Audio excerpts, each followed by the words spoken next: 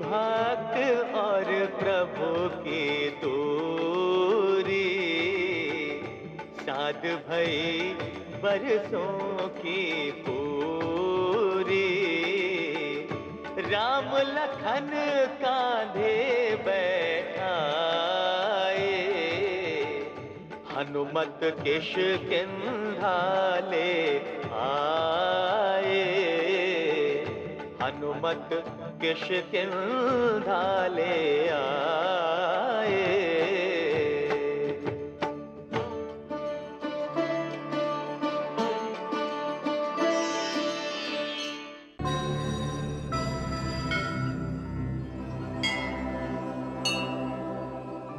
देवाधिदेव, इस मुस्कान का रहस्य क्या है?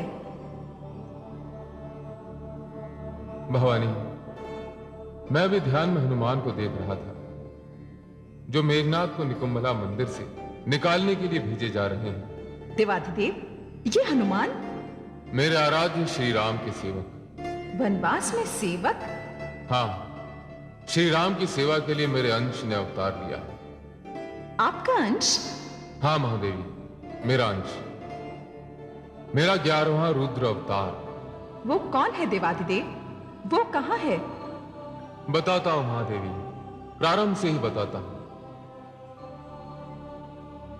उस दिन चैत्र शुक्ल की पूर्णिमा थी। वानरराज केसरी अपने निवास के द्वार पर व्यग्र घूम रहे थे। उनके सहयोगी मित्र उन्हें धैर्य रखने को कह रहे थे, क्योंकि निवास में उनकी पत्नी अंजनी मेरे अंश को जन्म देने वाली थी। मैं अपने अंश को दिव्य शक्ति प्रदान करना चाहता था, किंतु मेरी शक्ति को कौन धारण करता और कौन वहां तक ले जाता? मैं इसी विचार में व्याकुल था।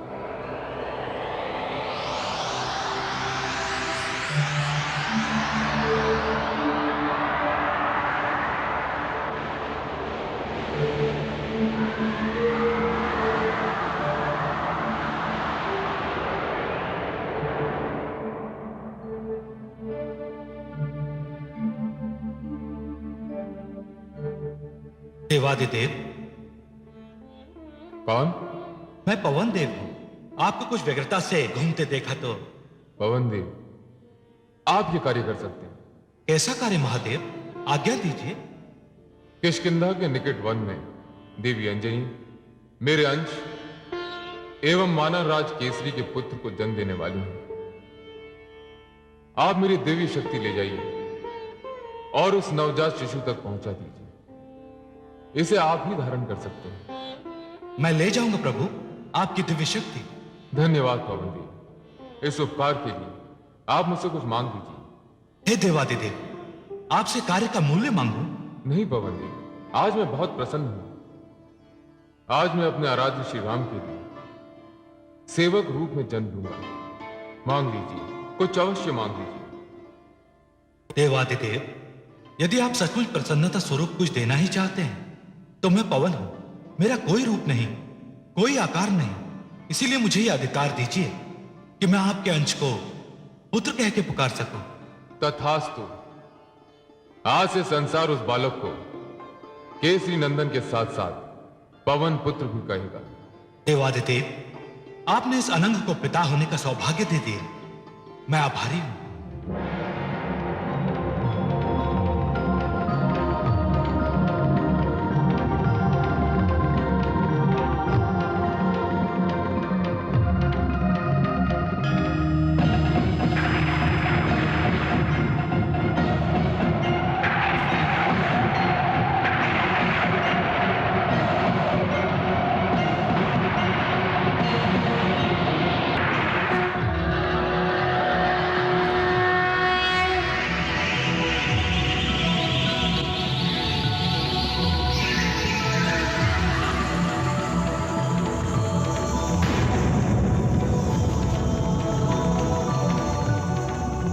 जाइए पवन देव, संतान के जन्म का समय निकट है। जो आज्ञा महादेव।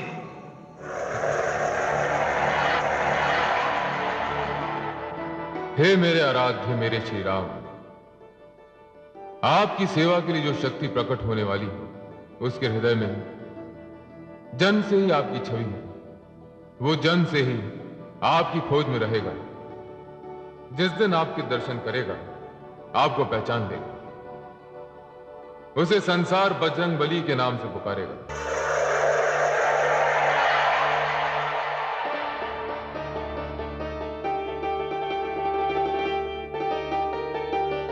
पुत्र,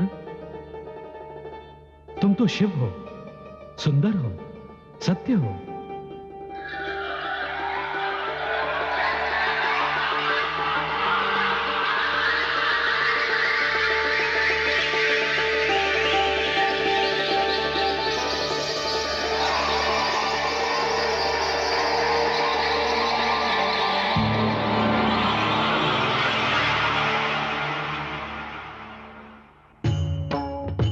जय श्री राम, जय श्री राम, जय श्री राम। डरो नहीं माता, मैं आपका पुत्र हूँ। मैं आपकी एवं पिताश्री की रक्षा करूँगा। हे वानर राज, हे देवी, इसे तो स्वयं भगवान शिव ने अपनी अमोघ शक्ति प्रदान की है। जाओ पुत्र, वानर राज एवं इस क्षेत्र को संकट मुक्त करो। और पुत्र, मैं अपनी ओर से तुम्हें उड़ने की शक्ति प्रदान करता हूं। जय श्री राम, जय श्री राम, जय श्री राम, जय श्री राम, जय श्री राम।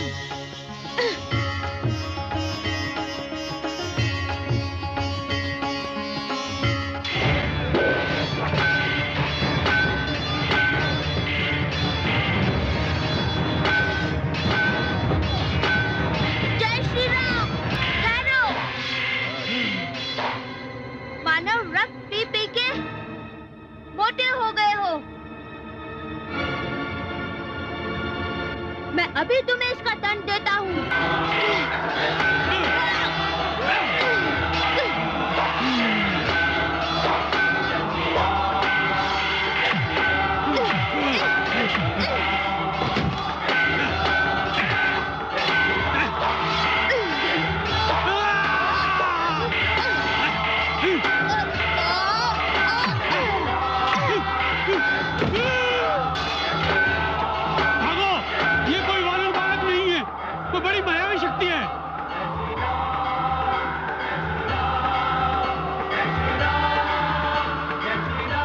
ईश्वर आए तो तुम्हारे प्राण नहीं बचेंगे।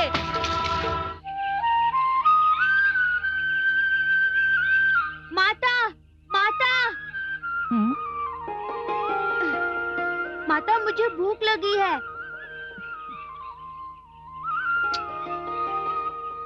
मैं अभी तुम्हारे लिए फल लेकर आती हूँ। नहीं माता, पहले अपनी पूजा समाप्त कर लीजिए। माता के लिए ममता से बढ़कर दूसरी कोई पूजा नहीं होती। मैं अभी आई।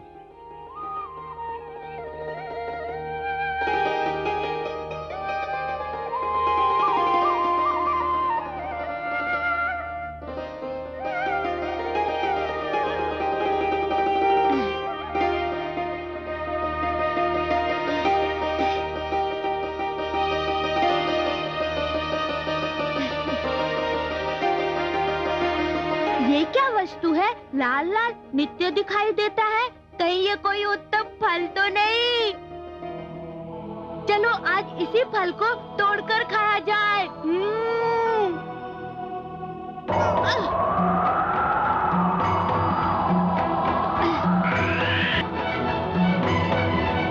पुत्र बजरंग, पुत्र बजरंग, कहिए पिताश्री।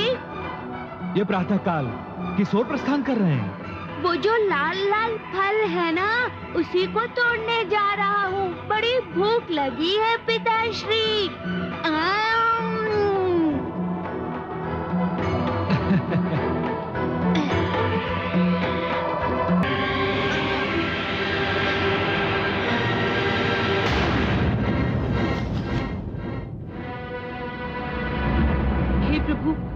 ये कैसा अंधकार है? आज तो सूर्य ग्रहण भी नहीं है। देवराज, सारी व्यवस्था हो गई है, केवल आपके निरीक्षण की आवश्यकता है। अचानक ये अंधकार कैसा? रक्षा कीजिए देवराज, रक्षा कीजिए, रक्षा कीजिए देवराज, रक्षा कीजिए। सारथी अरुण, क्या बात है? देवराज, एक वानर बालक ने सूर्य देव को निगल लिया है। क्या? ये क्या असंभव बात कह रहे हैं? यह साहस करने से पूर्व तो विधाता भी कई बार विचार करेंगे, और आप कह रहे हैं कि एक वानर बालक ने? मैं सत्य कह रहा हूं देवराज, उस वानर बालक ने सूर्य देव को इस प्रकार अपने मुख में रख लिया जैसे कोई शिशु मिष्ठान को। सारी सृष्टि में अंधकार का साम्राज्य हो गया है। देखता हूं कि सृष्टि के नियमों से खिलवाड़ करने वाला ये मायावी कौन है।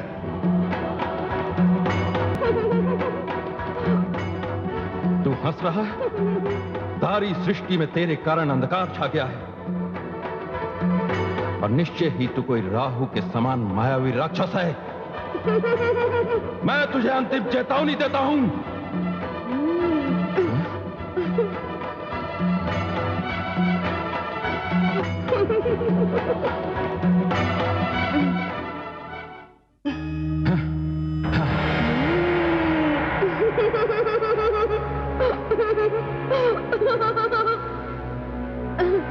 तू चाहे जो भी हो, मेरे वज्र के प्रहार से नहीं बच सकता।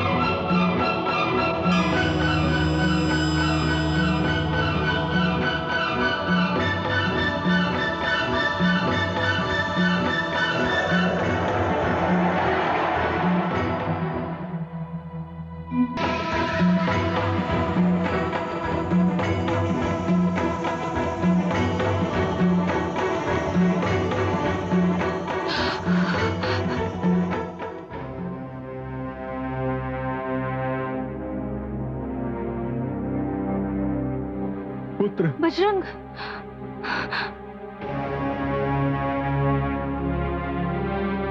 बजरंग, पुत्र, बजरंग।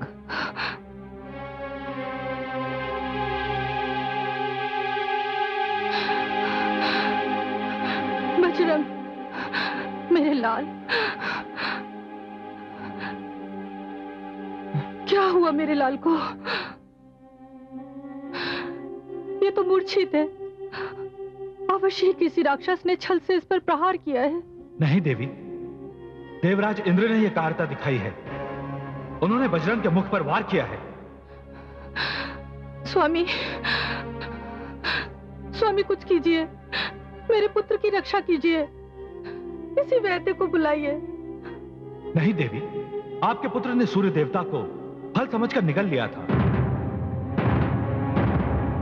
सूर्य को मुक्त कराने के लिए इंद्र ने बजरंग के मुख पर वज्र से प्रहार किया। इसकी मूर्छा भी इंद्र के आने से ही समाप्त होगी। देवराज इंद्र मेरे पुत्र को घायल करके यहां क्यों आने लगे भला? वो देवताओं के राजा और हम साधारण तुच्छ प्राणी। नहीं देवी, उन्हें आना ही पड़ेगा। उन्होंने उस बालक को मूर्छित किया है जिस बालक ने पवन को पिता का सम्मान दिया है। मैं वायु का देवता पवन इसी समय से वायु का बहना बंद करता हूं। मेरे पुत्र को कुछ हो गया तो सारी सृष्टि को मैं शवों के ढेर में परिवर्तित कर दूंगा। श्वास तो देवता भी लेते हैं।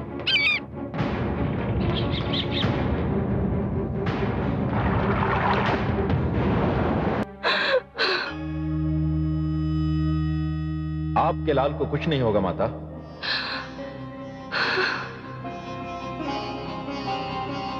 देवी अंजना, मैं देवराज इंद्र मैं अपनी भूल के लिए क्षमा याचना करता हूं।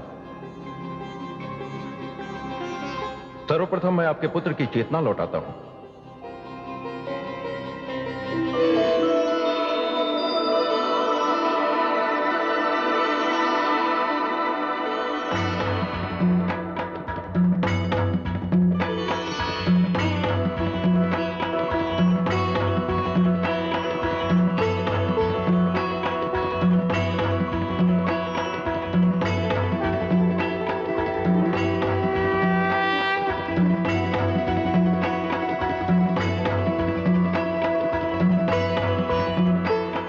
पिताश्री, माताश्री, मेरे लाल, मेरे पुत्र।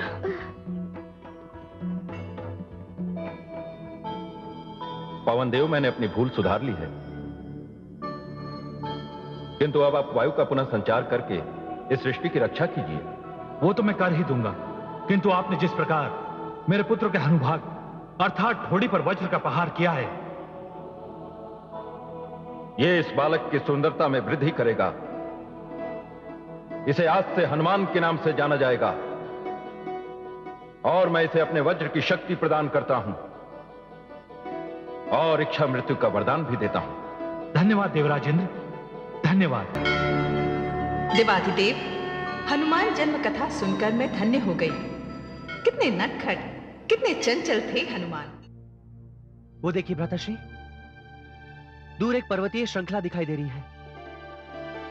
वहां अवश्य ही कोई बस्ती होगी। चलिए वहीं चलकर पूछते हैं। वहां किसी ने कुछ ना कुछ तो देखा ही होगा। आइए भ्राताश्री।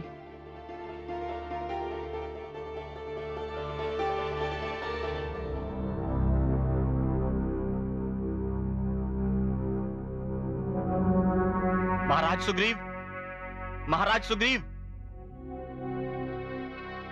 महाराज सुग्रीव, महाराज। मत पुकारा करो मुझे महाराज कहकर। मुझे ये शब्द सुनकर दुख होता है। अब मैं महाराज कहां? अब तो मैं वो शरणार्थी हूं जिसे भ्राता बाली ने अपने देश से निकाल दिया है।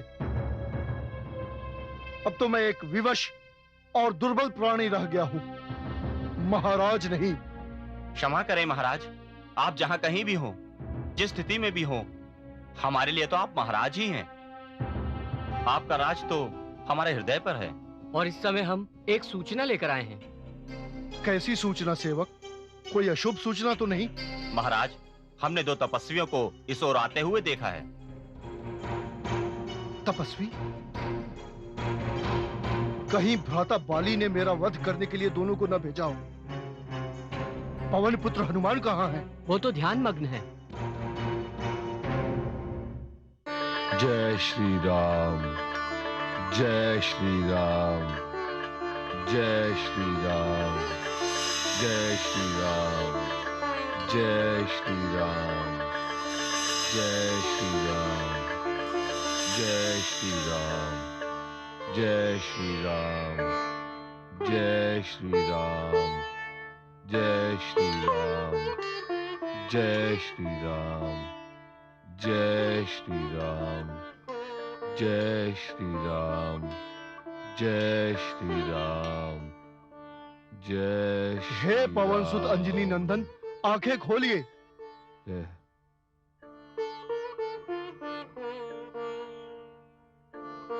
क्या हुआ महाराज?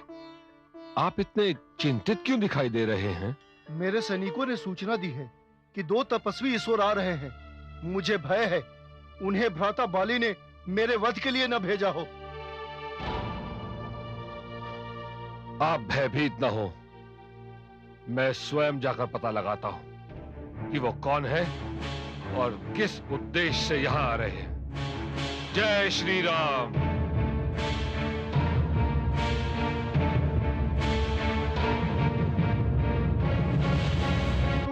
भाभी श्री,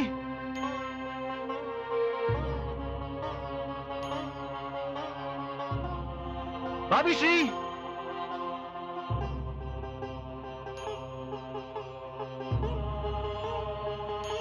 भाभी श्री।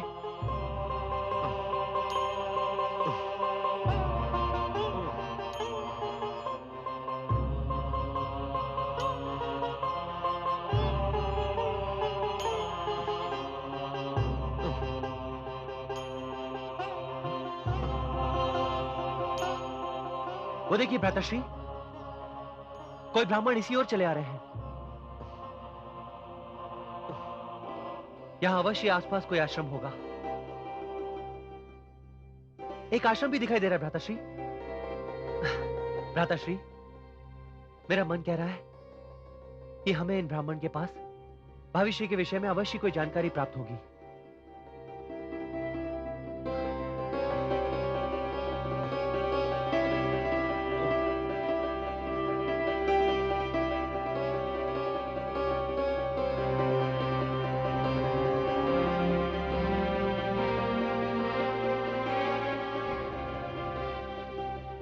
इन दोनों को दूर से ही देखकर मेरे मन में हलचल क्यों मच रही है? क्यों ये लग रहा है जैसे मैं इन्हें युगों से जानता हूं? कौन है ये? मेरा हृदय क्यों इस प्रकार धड़क रहा है जैसे छाती चीर कर बाहर आ जाएगा? वो दिन आ ही गया देवी, जिसके लिए मैंने धरती पर अवतार लिया है। मुझे भी बताइए देवाधिदेव, आप किस दिन की बात कर रही हैं? देवी, पवन सुत हनुमान धरती पर मेरे अवतार हैं। मैं उनके रूप में इसलिए अवतरित हुआ हूं कि मुझे राम के रूप में अपने आराध्य श्री विष्णु की सेवा करनी। मैंने उन्हें वचन दिया था कि जब वो राम अवतार लेंगे मैं सेवक बन के जन्म लूंगा, उनकी सेवा करूंगा। आपके मुख पर अपार आनंद की छाया देखते ही मैं समझ गई थी कि अवश्य ही आज कोई अनोखा दिन है। हाँ देवी, आज मेरे आनंद की सीमा नहीं। आज के दिन हनुमान के रूप में मेरे अवतार भक्ति और सेवा का नया इतिहास रचेंगे। संसार के लिए सेवा और भक्ति का श्रोताधार बन जाएंगे।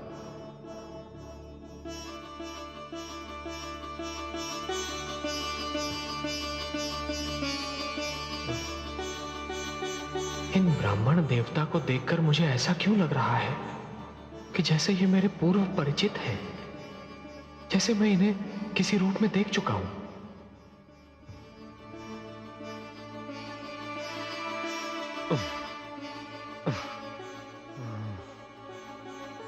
हे आचार्य, क्या मैं आपका परिचय पाने का सौभाग्य प्राप्त कर सकता हूं? मैं एक वृद्ध वेद पाठी ब्राह्मण हूं। वहां उस पर्वत पर मेरा निवास है, परंतु आप लोग कौन हैं? आप अपने परिचय का सौभाग्य नहीं देंगे मुझे? मैं अयोध्या नरेश दशरथ का पुत्र रघुवंशी राम हूं। जय श्री राम राम प्रभु राम। जय श्री राम राम राम। जय श्री राम राम राम। मोरे राम राम राम। हे गुरुदेव भगवान सूर्य, मुझे बताइए जीवन का महानतम उद्देश्य क्या है? जीवन का परम आनंद क्या है? जीवन की महानतम सिद्धि क्या है? सेवा मेरे प्रिय शिष्य, सेवा। मैंने यथाशक्ति आपकी सेवा ही की है। मेरी सेवा प्रारंभ थी, अंत नहीं। मेरी सेवा तो उस सेवा की शिक्षा थी जिसके लिए तुम्हारा जन्म हुआ। अपने इस जन्म में तुम्हें तन से, मन से, आत्मा से राम की सेवा करनी है। सेवा का नया इतिहास रचना है। मुझे उस सेवा का अवसर कब मिलेगा गुरुदेव? मैं उनके पास जाऊं? नहीं शिष्य, तुम्हें उनके पास जाने की आवश्यकता नहीं। ब्रह्मा ने भाग्य की ऐसी रेखाएं रच दी हैं कि राम स्वयं तुम्हारे पास आएंगे तो एक तपस्वी के वेश में होंगे। ऐसे तपस्वी के वेश में जिनके कंधे पर धनुष और बाण शोभायमान होंगे। वे तुम्हें किष्किंधा पर्वत के पास मिलेंगे। विष्णु के इसी अवतार राम की भक्ति और सेवा तुम्हारे जीवन का महानतम उद्देश्य, तुम्हारे जीवन का परम आनंद और तुम्हारे जीवन की महानतम सिद्धि होगी। आयुष्मान हो। जय श्री राम। किस सोच में पड़ गया आचार्य? जय श्री राम। प्रभु राम। जय श्री राम। जय श्री राम, जय श्री राम, जय श्री राम, जय श्री राम, जय श्री राम, जय श्री राम, जय श्री राम, जय श्री राम, जय श्री राम, जय जय श्री राम, जय श्री राम, जय श्री राम,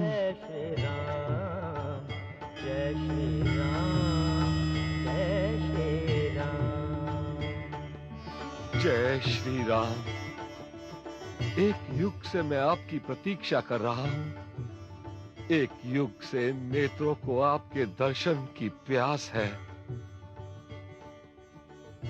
एक युग से ही आत्मा आपके लिए व्याकुल थी।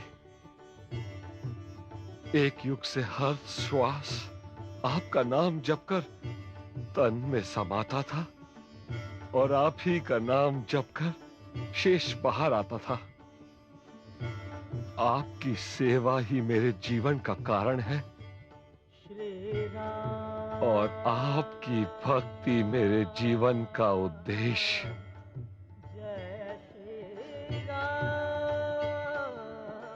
मुझे क्षमा कीजिए, मैं आपको आगंतुक समझकर ब्राह्मण के वेश में आपको पहचानने के लिए आया। मुझे क्षमा कर दीजिए प्रभु।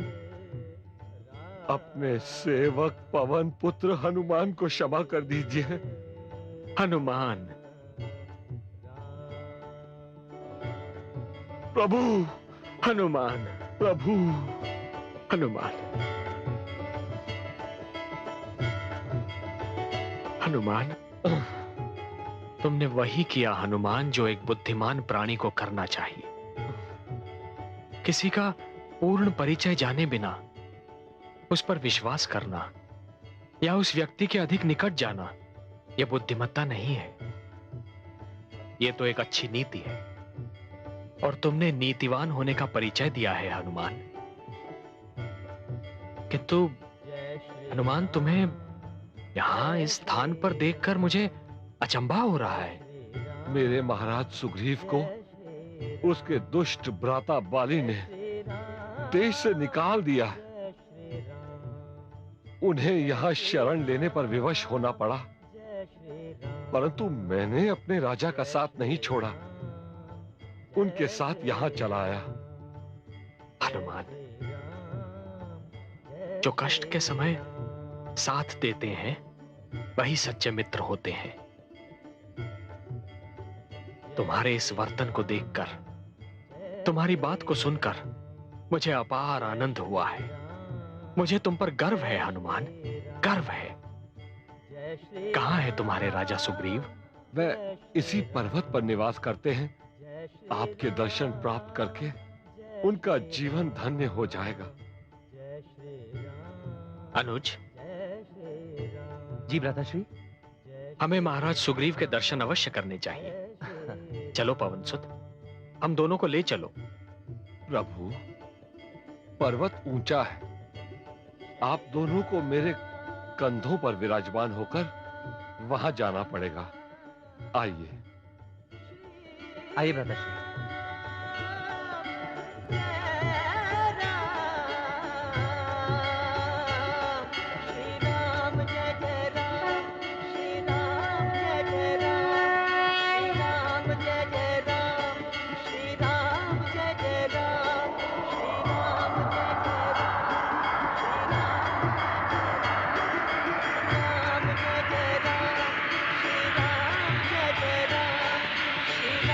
जय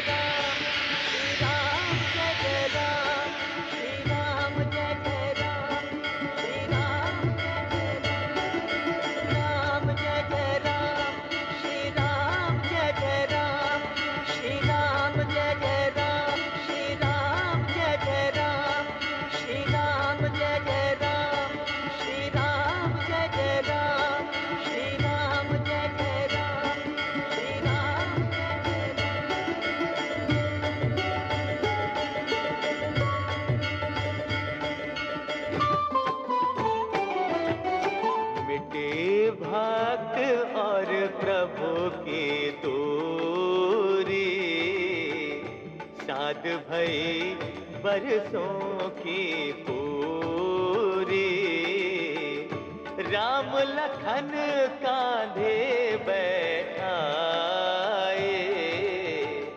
हनुमत किष्किंधा ले आए, हनुमत किष्किंधा ले आए।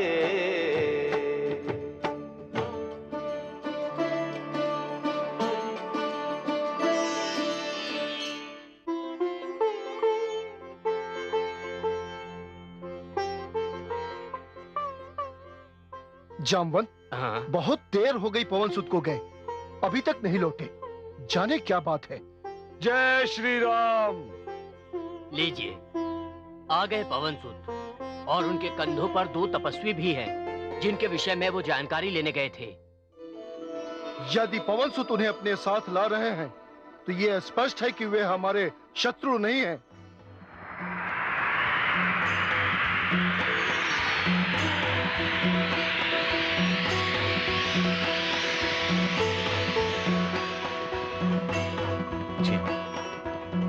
जय श्री राम। आइए आइए। महाराज सुग्रीव, आज मेरा जीवन धन्य हो गया। वानरों, जी भर कर देख लो इस सुंदर मुख को, इस मुख की आभा को। यही मुख सृष्टि की रचना का कारण है। इसी आभा के दर्शन जीवन का उद्देश्य है। जी भर के निहार लो इसे। यही वो रूप है जो सिमटे तो एक कण में समा जाए और बड़े तो आकाश भी छोटा पड़ जाए। यही मेरे आराध्य हैं, जगत तारक हैं, पतित पावन हैं, दीन दुखी के स्वामी हैं, नाथ हैं। यही रघुवंशी श्री राम है। जय श्री राम। जय श्री राम। जय श्री राम। जय श्री राम। आइए, विराजिए, यहाँ विराजिए, विराजिए।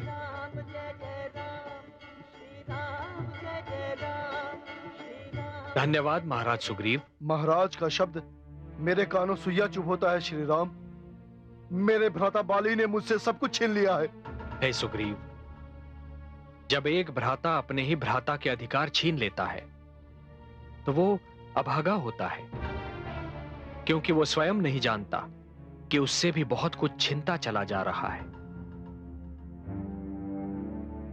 उसके मन से प्रेम छिन जाता है, मस्तिष्क से शालीनता निकल जाती है और जीवन से सुख निकल जाता है।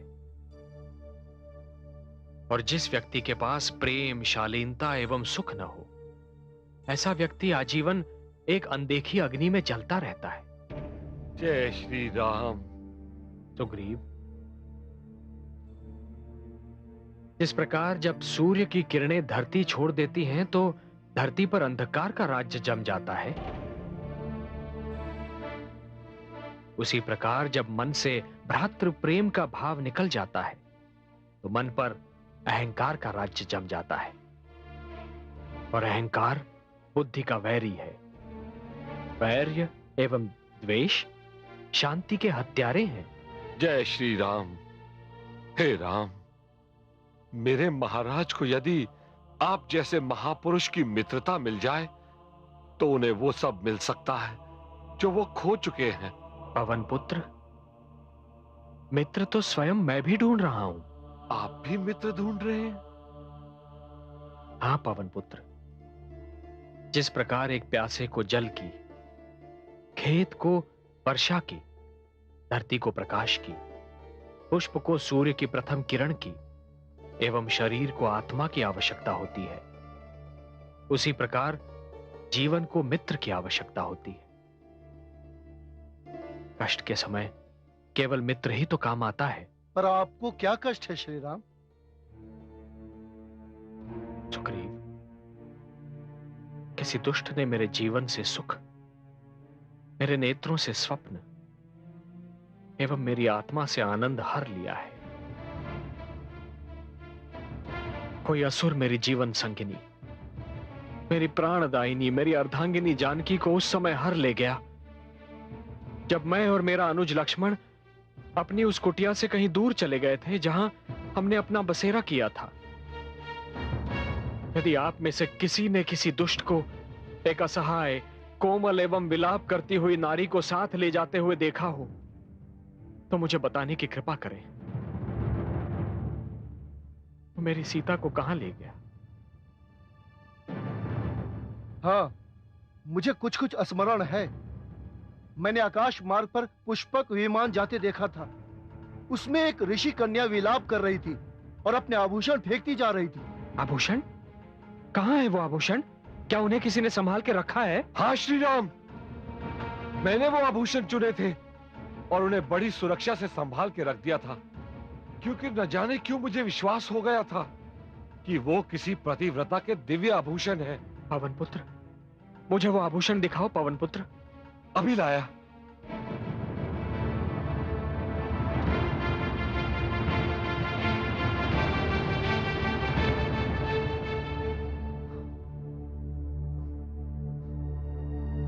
लीजिए।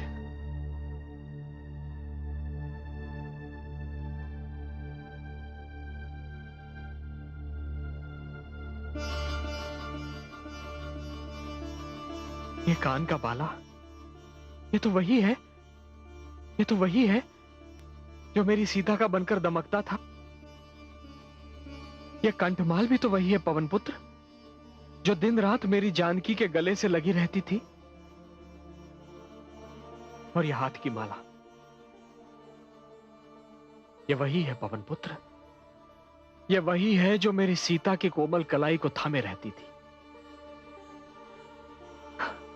अनुज, अनुज, अनुज,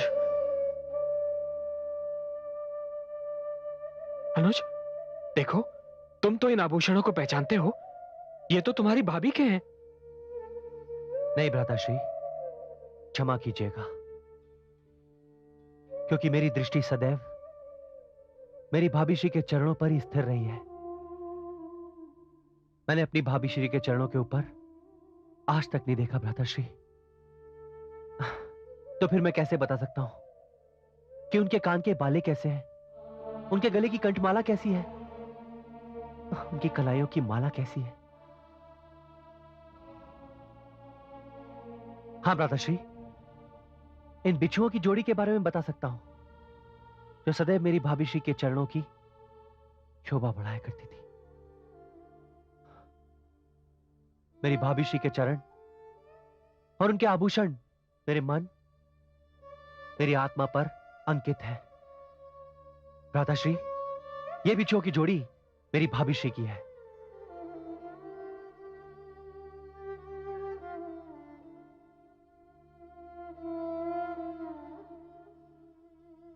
मित्र सुग्रीव, तुम धन्य हो, धन्य हो सुग्रीव।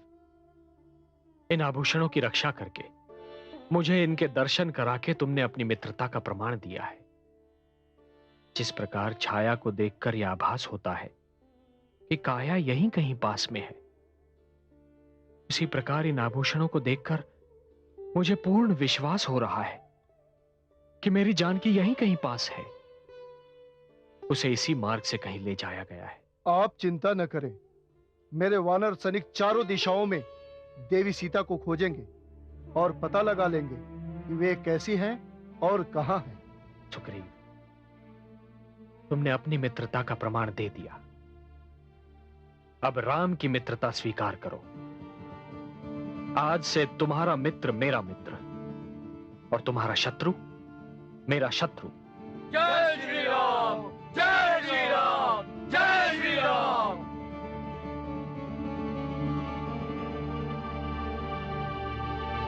इस संसार में मेरा भ्राता बाली ही मेरा शत्रु है।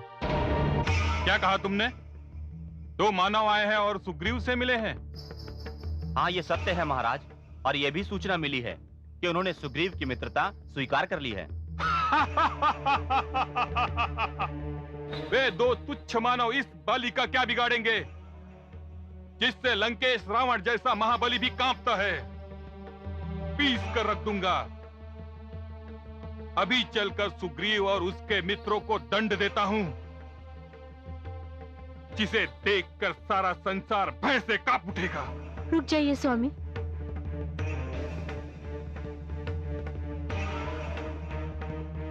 रुक जाइए स्वामी, आप वहां जाने की भूल कदापि न कीजिएगा। मत रोको मुझे। इससे पहले सुग्रीव और उसके नए मित्र मेरे विरुद्ध कोई षड्यंत्र रचे, मैं उन्हें समाप्त कर देना चाहता हूँ। पर आप ये भूल रहे स्वामी कि आपको ऋषि ने शाप दिया था, यदि आपने उस पर्वत पर पग भी रखा तो आपके सिर के 100 टुकड़े हो जाएंगे। मैं आपको अपने सुहा की दुहाई देती हूँ स्वामी, आप उस पर्वत पर ना जाइएगा।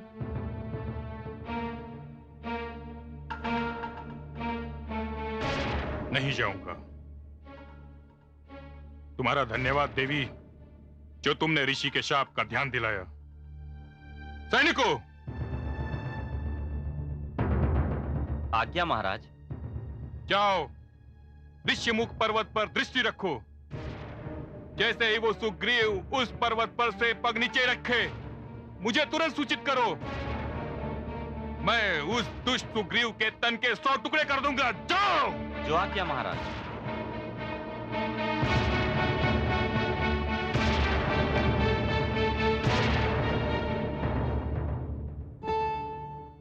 मित्र सुग्रीव, मैंने तुमसे कहा है कि तुम्हारा मित्र अब से मेरा मित्र होगा एवं तुम्हारा शत्रु मेरा शत्रु।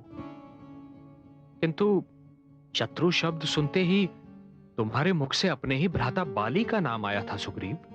हाँ श्री राम, दुर्भाग्यवश मेरा भ्राता ही मेरा शत्रु बन बैठा है। क्यों सुग्रीव? बाली का मन भ्रष्ट क्यों हुआ? मुझे बताओ मित्र। आपको नहीं बताऊंगा तो और किसे बताऊंगा? इस संसार में आप ही तो मेरे परम मित्र हैं।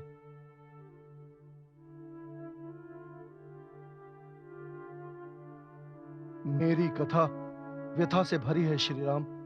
भ्राता बाली को यह वरदान था कि जो भी उससे युद्ध करने उसके समक्ष आएगा, उसका आधा बल अपने आप बाली में समावेश कर जाएगा। कई महान योद्धा भ्राता बाली से लड़ने आए और अपना आधा बल गंवाकर उनके हाथों मारे गए। कदाचित मायावी नामक दानव को इसका ज्ञान नहीं था।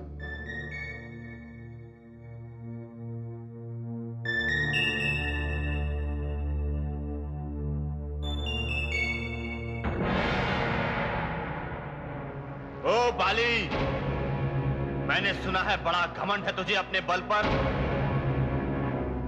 मैंने सुना है तूने कई छोटे मोटे योद्धाओं को पराजित करके स्वयं को अजय और महावीर मानने लगा है। आज मैं तुझे बल और शक्ति की परिभाषा बताने आया हूं। देख दुष्ट, आज मायावी तेरी क्या दशा करता है। बाहर निकल, बाहर निकल बाली। क्यों, भयभीत हो गया क्या? आजा बाहर। कौन है ये दुष्ट जिसके कारण मुझे कच्ची निद्रा से उठना पड़ा? कोई दुष्ट असुर प्रतीत होता है महाराज। मैं जाकर उसे सदा के लिए शांत करता हूँ, अन्यथा मैं चैन की नींद नहीं सो पाऊंगा। नहीं महाराज, आप वहां मत जाइए महाराज। मायावी अत्यंत बलशाली असुर है। देवी, आप मेरी शक्ति की तुलना असुरों की शक्ति से मत कीजिए। आप भूल गई कि रावण जैसे महाबली की मैंने क्या दशा की थी। 3 माह तक कांख में दबाए रखा था। ये मायावी मेरे समक्ष क्या है?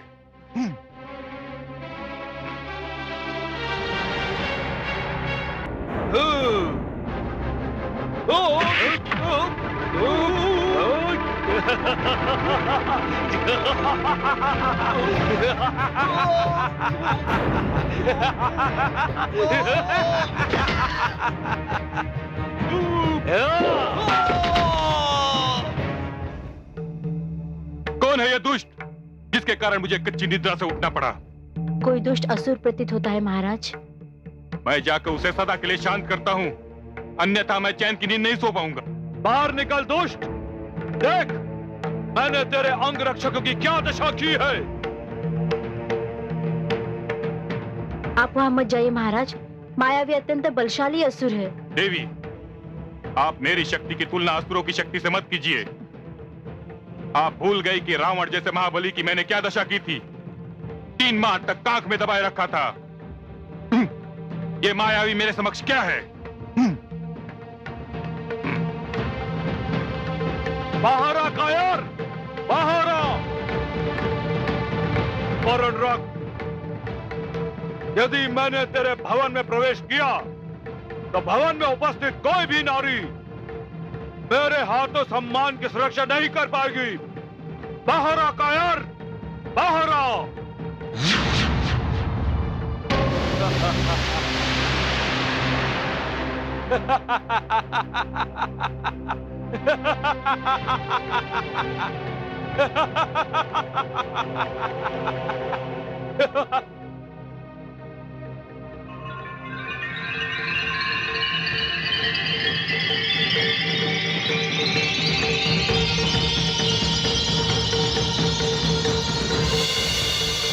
ले आ गया मैं दुष्ट। अब तेरे साथ जो होगा उसे स्मरण करने के लिए तू जीवित नहीं बचेगा। उसे सदा तेरा परिवार स्मरण करेगा। नेत्र खोल और देख, मैं ही तेरी मृत्यु हूं, मैं ही तेरा काल हूं और मैं ही तेरा जीवन का अंतिम क्षण हूं। बचा सकता है तो बचा ले अपने आप को मेरे प्रहार से। आजा।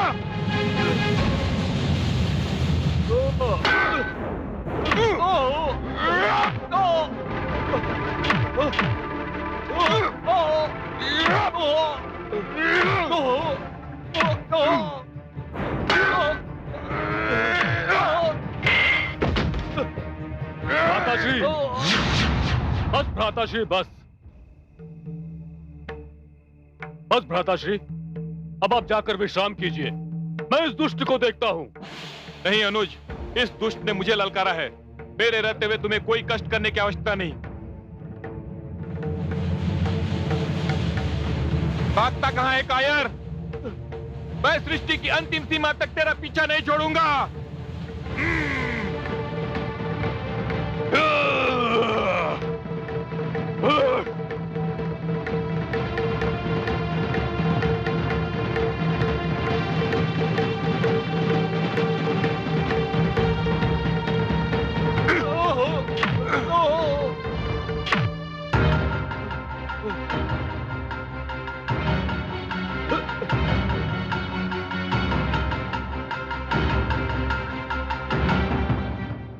गुफा में घुस गया कायर।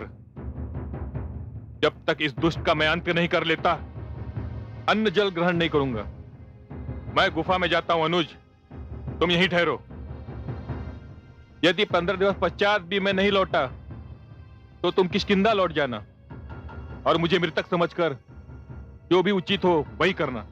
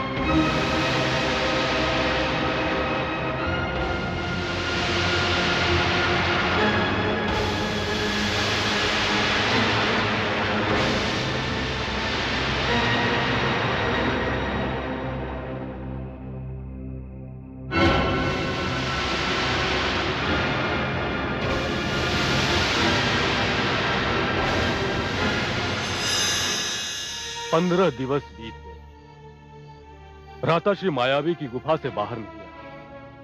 मैंने निश्चय किया कि 15 दिवस और रुककर भ्राताश्री के निकलने की राह देखूंगा, यह 15 दिवस भी बीत गए। मैंने बड़ा रोमांचकारी दृश्य देखा। गुफा से रक्त की धार बहकर बाहर आ रही थी। भ्राताश्री, भ्राताश्री,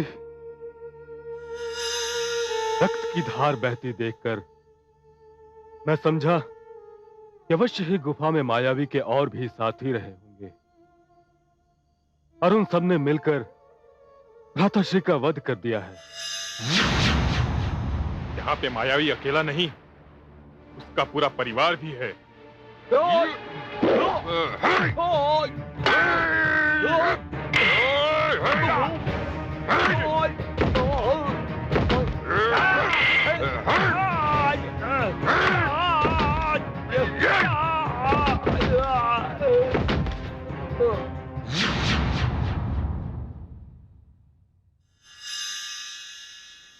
मुझे भय हुआ कि यदि दुष्ट मायावी ने भ्राताश्री को मार दिया है तो अवश्य ही किष्किंधा आएगा और उत्पात मचा देगा।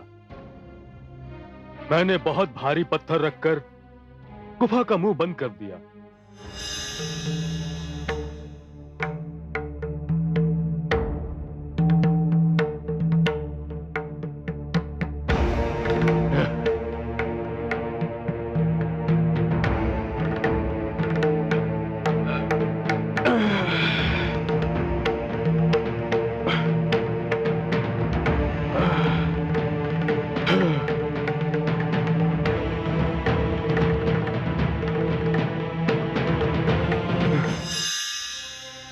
राजकुमार अंगद शिक्षा प्राप्त करने गए थे। मैंने उन्हें किष्किंधा वापस बुला लिया।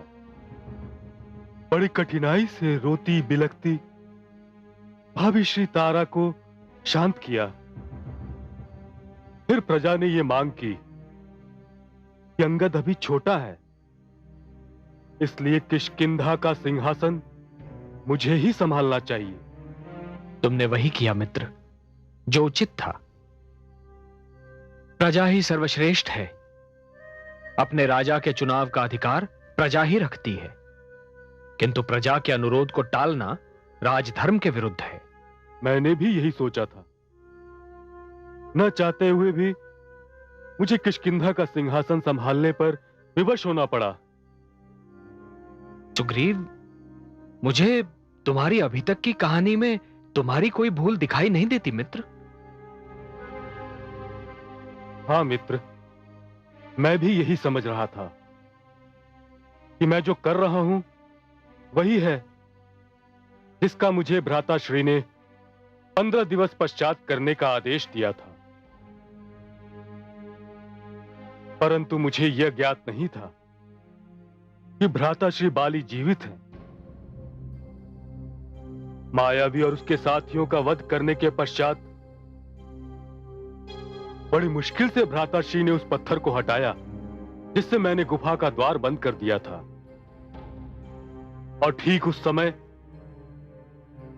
जब मैं सिंहासन पर बैठने वाला था, वे लौट आए।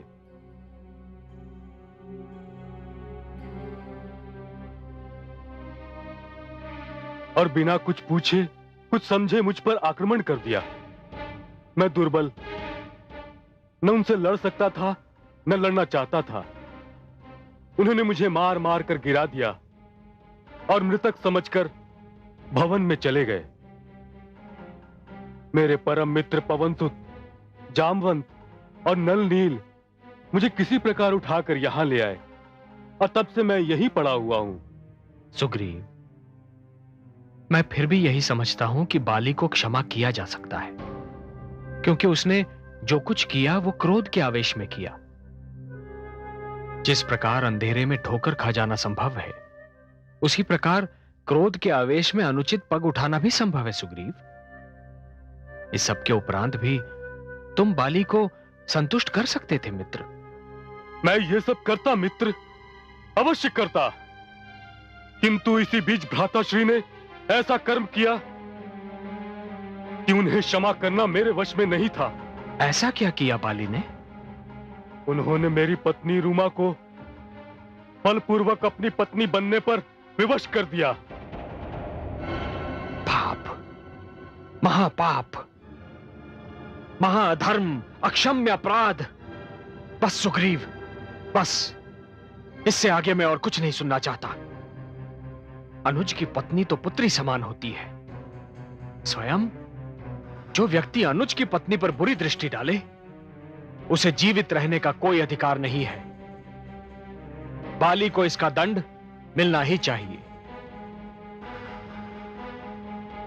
बाली को इसका दंड मिलेगा सुग्रीव, और वो दंड उसे मैं दूंगा। परंतु मित्र, मैं बता चुका हूं कि उससे युद्ध करना असंभव है। उसे जो वरदान मिला है, उसके कारण कोई भी उसके समक्ष नहीं जा सकता। आप भी नहीं। उसके समक्ष तुम ही जाओगे सुग्रीव, और उससे युद्ध भी तुम ही करोगे। मैं कहीं दूर रहूंगा, बाली को छिप कर मारूंगा। छिपकर? ये तो मर्यादा के विरुद्ध होगा, और संसार आपको मर्यादा पुरुषोत्तम कहता है। अन्याय, अत्याचार एवं पाप का विनाश ही पुरुष की मर्यादा का आरंभ है एवं अंत भी। मर्यादा की परिभाषा ही यह है कि किसी भी मूल्य पर पाप का विनाश किया जाए। सुग्रीव, बाली ने जो किया है, यदि उसकी अनदेखी हुई तो संसार में पारिवारिक संबंधों के सम्मान पर संकट आ जाएगा। इस संकट की संभावना को मिटाने के लिए हर कार्य उचित है।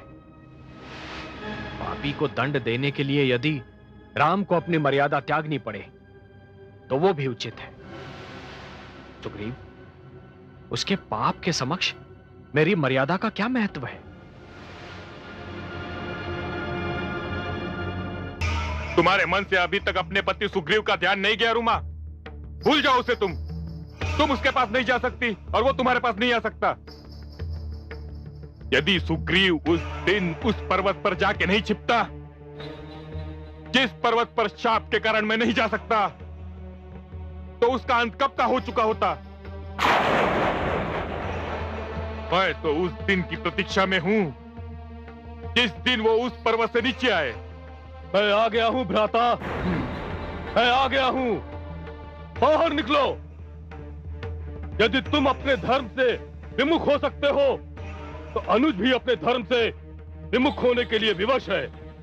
आज सदा के लिए निर्णय हो जाएगा कि तुम अपने पाप के साथ जीवित रहना चाहते हो, या मैं अपने न्याय के साथ।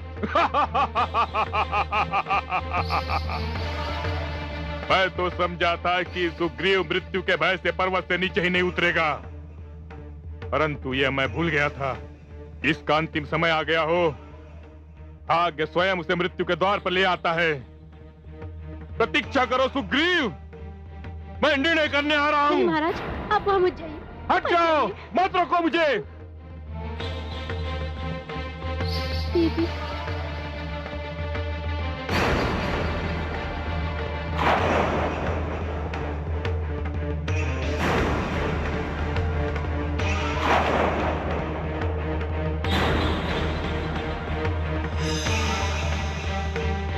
मूर्ख, तुझे तो यह भी ज्ञात नहीं कि तेरी मृत्यु तुझे यहाँ ले आई है। तुम तो पहले ही मर चुके हो भ्राताश्री। जिसने अपना धर्म त्याग दिया हो, वो जीवित होते हुए भी मृतक के समान है। ये कटु बातें करने वाली जीविया हमेशा के लिए शांत हो जाएगी।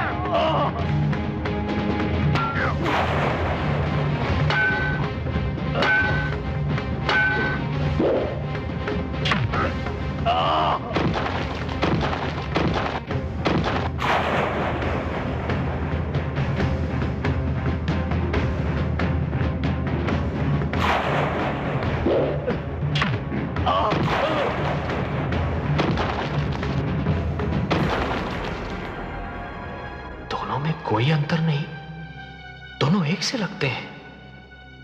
कैसे बाण चलाऊं, कहीं मेरा बाण मेरे ही मित्र को चीर न दे।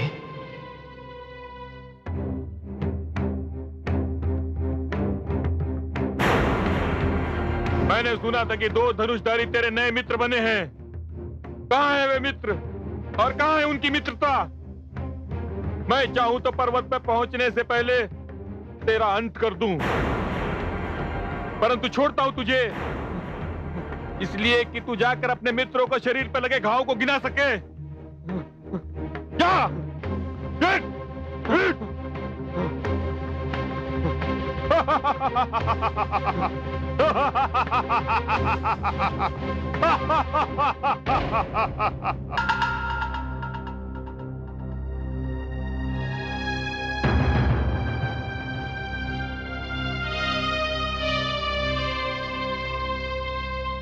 वाह मित्र, अच्छी मित्रता निभाई तुमने। यदि मुझे इस प्रकार अपमानित करना था तो वहां भेजा ही क्यों था? मुझे दुख है मित्र, किंतु मैं स्वयं को विवश पा रहा था। तुम दोनों के रूप में इतनी समानता है कि मैं पहचान ही नहीं पाया कि तुम दोनों में बाली कौन है। मुझे भय हुआ मित्र कि कहीं मेरा बाण मेरे ही मित्र की मृत्यु का कारण न बन जाए। मैं क्षमा प्रार्थी हूं। जो हुआ वो स्वाभाविक है प्रभु। बाली और महाराज सुग्रीव में अंतर करना बहुत कठिन है, परंतु अब ये अंतर मिट जाएगा। कैसे पवनसुत? मैं ये माला आपके गले में डाल रहा हूं। ये आपकी पहचान होगी और विजय माला भी सिद्ध होगी। धन्यवाद पवनसुत, तुमने एक बहुत बड़ी समस्या हल कर दी। मित्र सुग्रीव, तुम फिर जाओ, बाली को ललकारो और विश्वास रहे अब भूल नहीं होगी।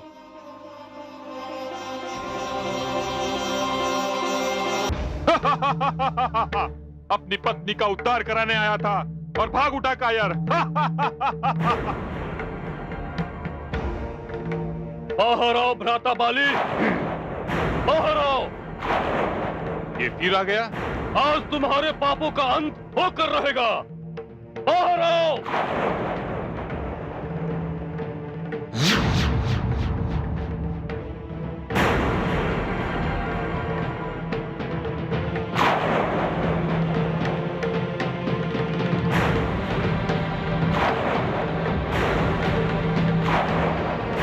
फिर आ गया दुष्ट। अब तो मुझे पूर्ण विश्वास हो गया है कि तेरी मृत्यु बार बार ढकेल कर मेरे द्वार पर ला रही है।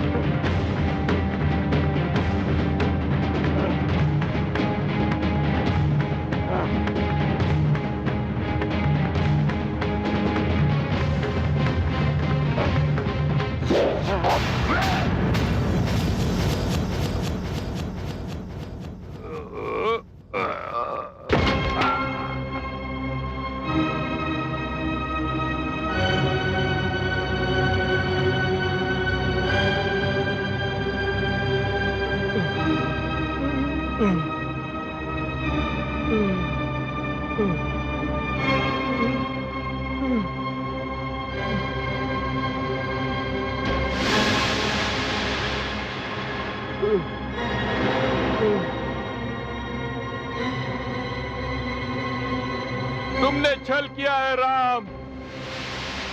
तुमने छिपकर मुझ पर बाण चलाया है। तुम मुझे छलकार बताओगे बाली? तुम पुत्र जैसे अनुज को अकारण दुख देने वाले, पुत्री जैसी अनुज पत्नी को बलपूर्वक स्वयं अपनी पत्नी बनाने वाले, तुम मुझे छलकार बताओगे?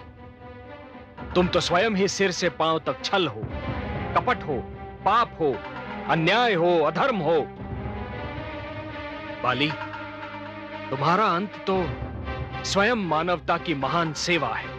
कुछ भी हो, संसार तो यही कहेगा, राम ने छल से बाली का वध किया है।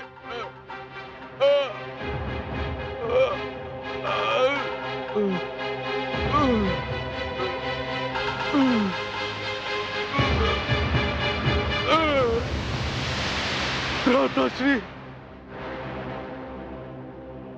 भ्राताश्री,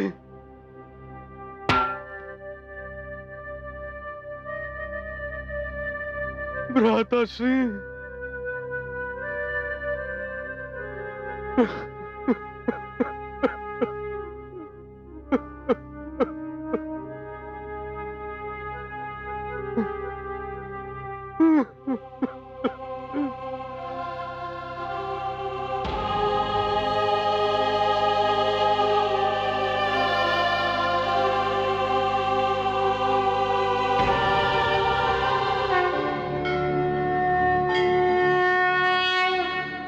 बाली ने मरते मरते जो कहा, क्या वो सत्य नहीं है देवाधिदेव? मुझे तो बाली का कथन तर्क संगत लगता है। निसंदेह संसार यही कहेगा कि राम ने बाली से छल किया, उसे छिपकर मारा। और आपने मेरे आराध्य का कथन नहीं सुना, उनके तर्क पर ध्यान नहीं दिया। कथन भी सुना और तर्क पर ध्यान भी दिया, किंतु जो मेरे नेत्रों ने देखा उसे कैसे झुटला दूं? आपके आराध्य सर्वशक्तिमान हैं, विष्णु हैं, चाहते तो सामने आकर भी बाली का वध कर सकते थे। फिर वरदान के महत्व का क्या होता दी? मैं समझी नहीं भोलेनाथ। यदि वे विष्णु बनकर सामने आते और उसका वध कर देते, तो इसका अर्थ यह होता कि बाली को जो वरदान मिला था उसका कोई महत्व नहीं। वरदान का शब्द निरर्थक हो जाता। यदि वरदान इतनी सरलता से नकार दिया जाता तो ना कोई फिर वरदान मांगता, ना कोई वरदान देता। संसार वरदान पर सिर्फ विश्वास करना ही छोड़ देता। वरदान प्राप्त करने के लिए जो श्रम किया जाता है, जो घोर तपस्या की जाती है, उसका महत्व ही समाप्त हो जाता। मेरा ध्यान इस ओर नहीं गया था देवाधिदेव। और देवी ये भी मत भूलिए कि राम इस बार धरती पर मानव बनकर अवतरित हुए हैं।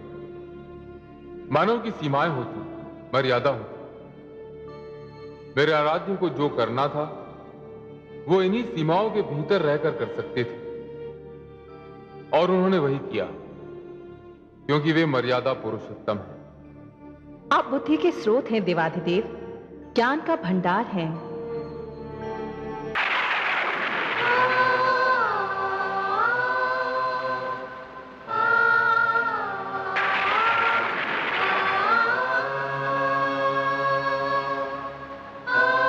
हे गर्जना कर रही घनघोर घटाओं, हे तीव्र पवन के झोंको, आज तुम साक्षी, आज तुम साक्षी हो। साक्षी हो कि इस सुहावनी ऋतु में भी मैं कितना उदास हूं, क्योंकि आज मेरे साथ वो नहीं है।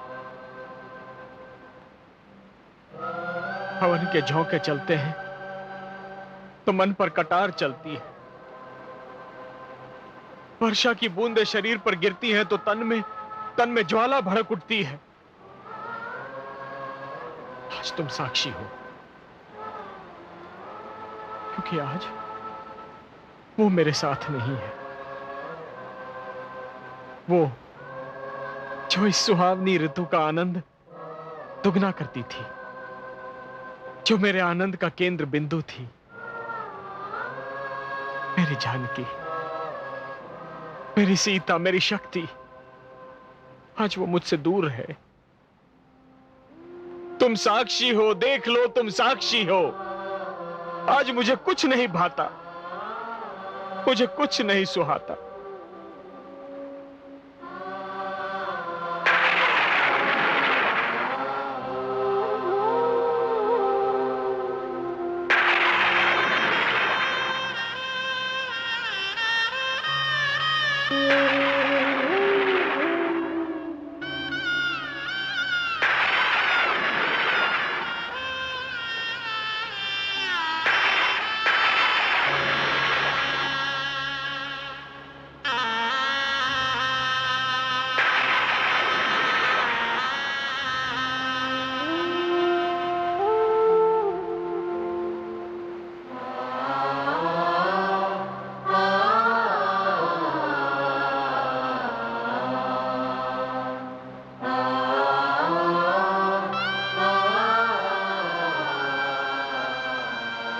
अरे देवी, इस वर्षा में क्यों भीग रही हो?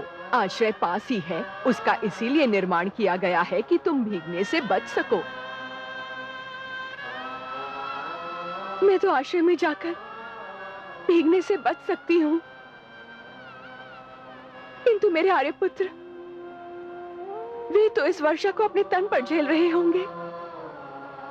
न जाने वे कहां भटक रहे होंगे मूसलाधार वर्षा में। वे पुरुष हैं, बलवान हैं, वर्षा को झेल लेंगे, पर तुम नारी हो, तुम्हारा कोमल शरीर वर्षा को ना सह पाएगा। कहीं तुम्हारे प्राण संकट में न पड़ जाएं। मैंने अपने आर्यपुत्र का विरह सहन किया और मेरे प्राणों को कुछ नहीं हुआ। ये तुच्छ वर्षा उसके समक्ष क्या है? वैसे भी अपने स्वामी के बिना जीवन क्या और मृत्यु क्या।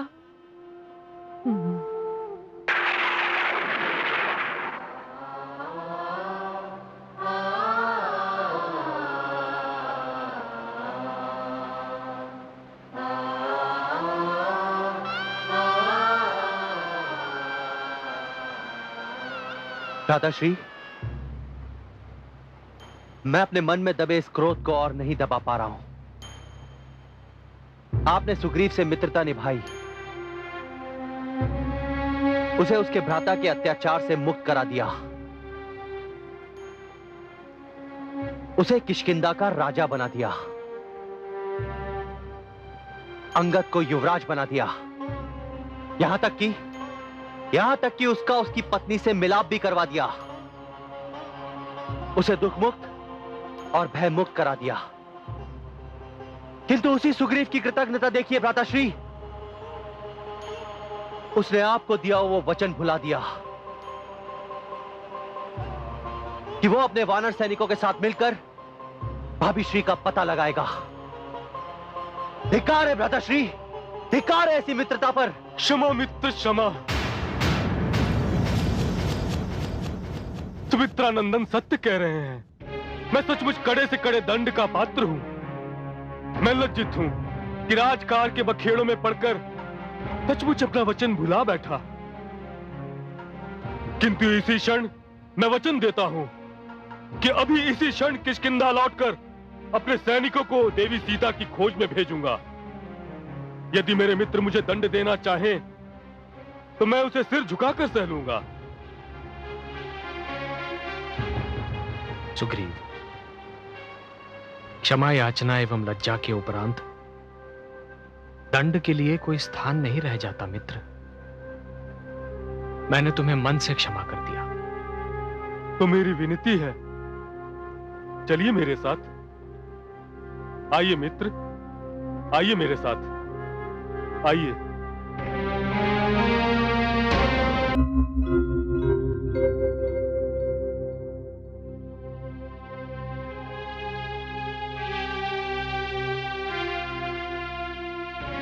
मित्रों, मैंने स्वयं को उस दिन भी इतना तुच्छ और लज्जित नहीं समझा था जिस दिन भ्राता ने मुझे मारकर किष्किंधा से बाहर निकाल दिया था, जितना आज समझ रहा हूं। अपने परम मित्र श्री राम को दिया हुआ वचन न निभाकर मैं अपनी ही दृष्टि में गिर गया हूं। मैंने जिस क्षण उन्हें मित्र कहा था, उसी समय उन्हें वचन दिया था कि देवी सीता की खोज में मैं अपने सैनिकों को चारों दिशाओं में लगा दूंगा, पर न कर सका। परंतु आज मैं अपना वचन निभाना चाहता हूं। सुनो पवनसुत, सुनो जामवंत, सुनो युवराज अंगद, सुनो नलनील, तुम सब अभी इसी क्षण सैनिकों की टुकड़ियां लेकर चारों दिशाओं में फैल जाओ, उन्हें खोजो, और जब तक उनके विषय में कोई सूचना नहीं मिलती वापस लौटकर नहीं आओगे। ये मेरा आदेश है। जो आ गया महाराज। जय श्री राम, जय श्री राम। जय श्री राम राम प्रभु, जय श्री राम प्रभु, राम राम, मुझे आशीर्वाद दीजिए। जय श्री राम। मैं आप ही के कार्य के लिए जा रहा हूं, परंतु आपका कार्य भी आपके आशीर्वाद के बिना पूर्ण नहीं हो सकता।